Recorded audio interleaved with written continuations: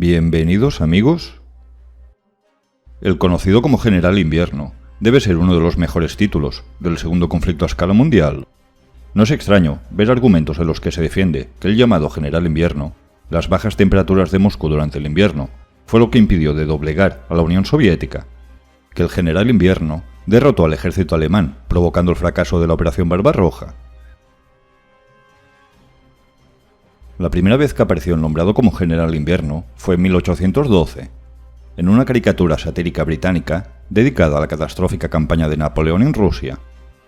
En la Segunda Guerra Mundial, en 1941, con Moscú y el invierno soviético nuevamente como actores, el llamado General Invierno fue protagonista por segunda vez. Los generales de Napoleón se excusaron en el invierno como la principal causa de su derrota. Algo semejante harían también los generales alemanes en 1941. ¿Realmente la Operación Barbarroja fracasó por causa del invierno? ¿O es la excusa más fácil y simplista? Antes de centrarnos en las operaciones militares del invierno de 1941, vamos a ver algunos, tan solo algunos, de los factores que contribuyeron de un modo u otro al fracaso de Barbarroja. Italia, quien desconocía la inminente Operación Barbarroja, inició la invasión de Grecia. Alemania acabó por tener que socorrer en los Balcanes a su aliado italiano, provocando el retraso del inicio de la Operación Barbarroja en unas 5 semanas. Suponer que con 5 semanas más de tiempo Alemania hubiese podido conquistar y someter toda la ciudad de Moscú me parece excesivamente optimista, pero sin duda hubiese supuesto un tiempo adicional valioso. Para el 22 de junio de 1941, el ejército alemán disponía de 153 divisiones. La Unión Soviética, alrededor de 171 divisiones. Los alemanes habían calculado con bastante exactitud que la URSS disponía de unas 150 divisiones.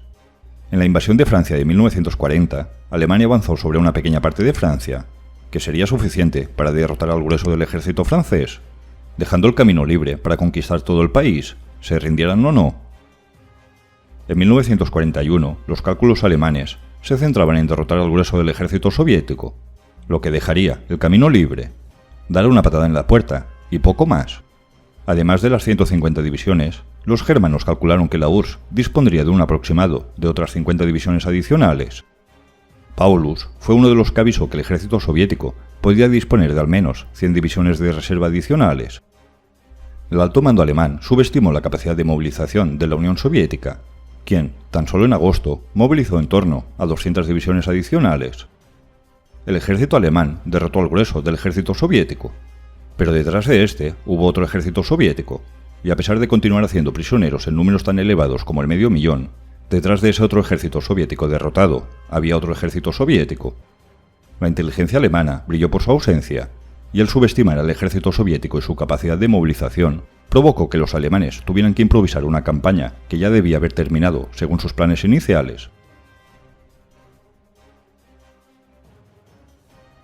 El mes de agosto se perdió casi en su totalidad en decidir cuáles serían los próximos pasos a realizar.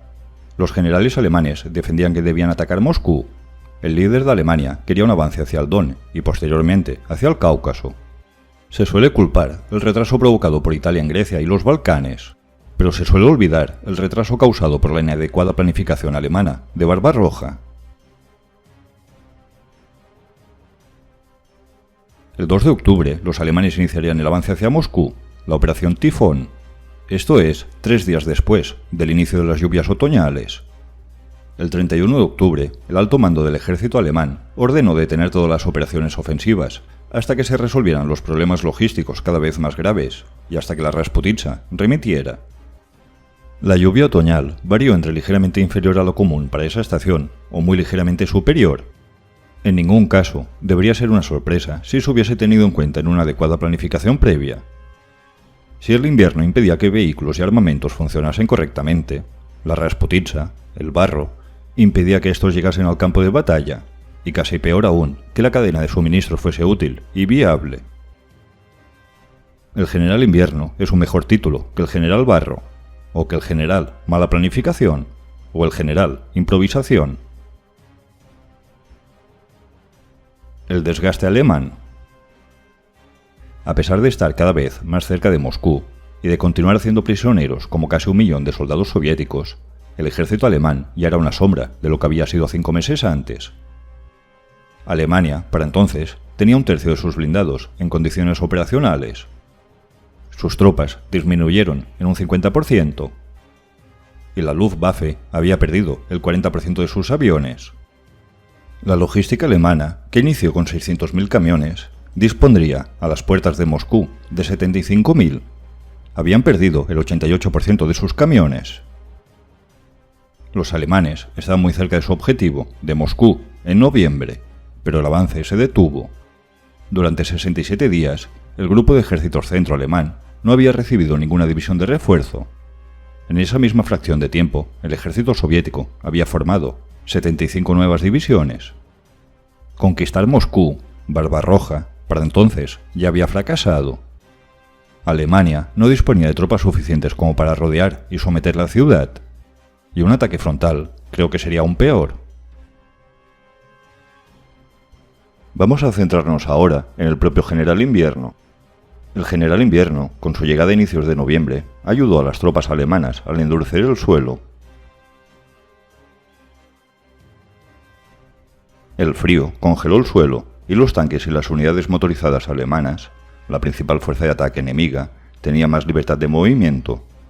Nos dimos cuenta de ello inmediatamente. El enemigo comenzó a utilizar tanques fuera de las carreteras. Se desconoce qué método se empleó y cómo obtuvo las temperaturas, pero estas temperaturas fueron anotadas por el general alemán Rausch. En noviembre la temperatura era moderada si se disponía de ropa de invierno. En Berlín, por aquellos años, y por lo que he visto, la temperatura rondaba los 3 grados negativos, una temperatura semejante. Berlín tampoco es el lugar más frío de Alemania. Como podéis ver, en los días 4, 5 y 6 de diciembre hubo una fuerte caída de las temperaturas, antes de subir nuevamente. En esta gráfica aparecen las temperaturas mínimas, máximas y medias de cada día. Estas temperaturas fueron registradas en un campo de aviación cercano a Moscú. Si bien las temperaturas mínimas son menores que las anotadas por Rausch, podemos identificar los 3 días de frío intenso. En el mes de noviembre las temperaturas son razonables si se dispone de ropa de invierno. Los vehículos y el armamento alemán presentaron problemas por causa del frío cuando la temperatura alcanzó los 20 grados negativos.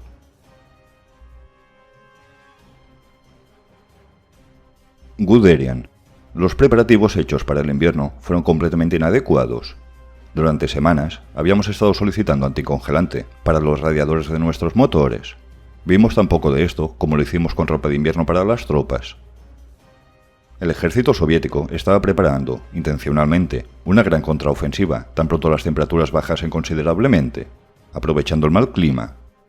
La ofensiva soviética se inició el 5 de diciembre. Fijaros que la temperatura se eleva a partir del día 7 de diciembre y no vuelve a superar los 20 grados negativos hasta el día 14.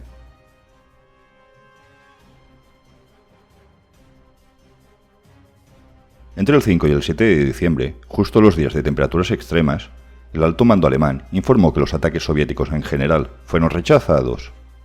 Fracasamos durante los primeros días, admitió Zhukov.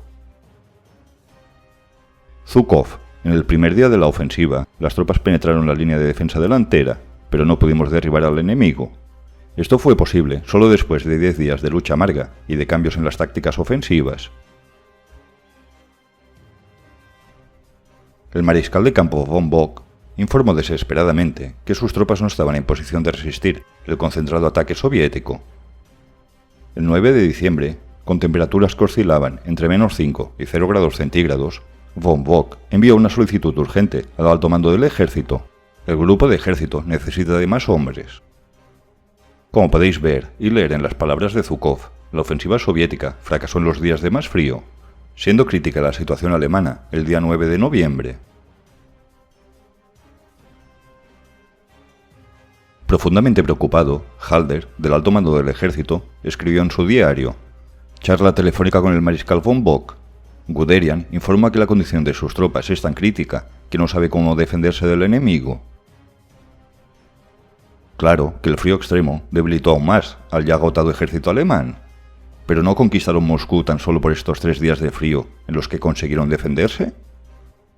A Guderian le respondieron, literalmente, que dejase de molestar pidiendo minucias como líquido anticongelante y ropa de invierno y que se centrase en liderar a sus tropas. Como veis, la contraofensiva soviética durante estos 3 días de frío fracasó. Tuvo éxito unos pocos días después, con temperaturas moderadas.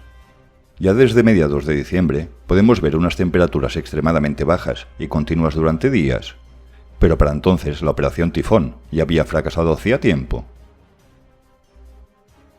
El ejército alemán estaba muy cerca de Moscú y al mismo tiempo estaba muy lejos. Ya no estaban en condiciones ni mínimamente cercanas para poder rodear la capital soviética, y un ataque frontal dudo que tuviese éxito.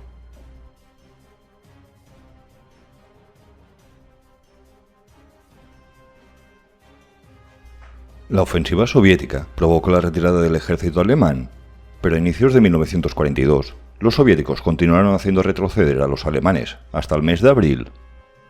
En febrero, por ejemplo, otra ofensiva soviética embolsó un importante número de tropas alemanas. El duro invierno no ayudó, al igual que tampoco lo hizo el no preparar a las tropas para el frío, como tampoco un ejército alemán desgastado al enfrentarse a un rival mucho más numeroso de lo que la inteligencia germana había calculado, o la total falta de un extenso y calculado plan para toda la campaña. La Blitzkrieg, la Operación Barbarroja, había fracasado antes de las importantes nevadas de diciembre, por la falta de un objetivo concreto y por los constantes cambios de planes que hizo desviar al ejército alemán de su objetivo, entre otros factores, como el general Barro, que hicieron que el ataque a Moscú se retrasase cada vez más. Pensar que solo el retraso de la campaña italiana en Grecia hizo fracasar Barbarroja es ser muy optimista, y decir que solo el invierno derrotó al ejército alemán es la excusa perfecta para no asumir responsabilidades, la misma excusa dada por los generales de Napoleón.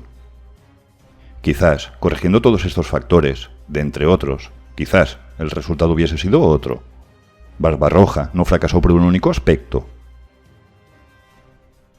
Von Bix, al mando del segundo ejército. Uno comenzó la guerra con una subestimación del enemigo que sería difícil de superar, y una arrogancia derivada de las victorias sorprendentemente rápidas de campañas pasadas. Otros oficiales, como el propio Guderian, acabarían haciendo el mismo tipo de declaraciones. Suscríbete, dale a like si te ha gustado el vídeo y hasta pronto.